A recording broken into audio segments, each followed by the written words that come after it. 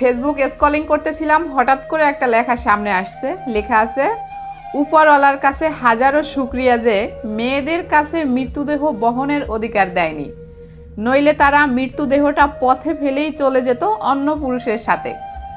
আসলে এই লেখাটা দেখার পরে আমি থেমে গেছি যে মেয়েদের প্রতি এত কি ক্ষোভ, এত আক্ষেপ, আর মেয়েরা কি এতই নিকৃষ্ট যে মৃতদেহটাও সে পথে ফেলে অন্য ছেলেদের সাথে চলে যাবে। মানে কেন ভাই, এত কেন ক্ষোভ মেয়েদের উপর, আর মেয়েরা এত নিকৃষ্ট আসলেই কি? যে ভাই এই কথাটা লিখছে একদম রাইট কথা। এটা আবার সব মেয়েদের জন্য প্রযোজ্য না, কিছু কিছু মেয়ের ক্ষেত্রে। ওইসব মেয়েদেরকে আপনি মন প্রাণ দিয়ে ভালোবাসবেন, ওদের যা মন চাইবো তা করতে দিবেন, ওদের যা লাগবে আপনি তা দিবেন। তারপরে দেখবেন দিন শেষে আপনি তাদের কাছে ভালো না।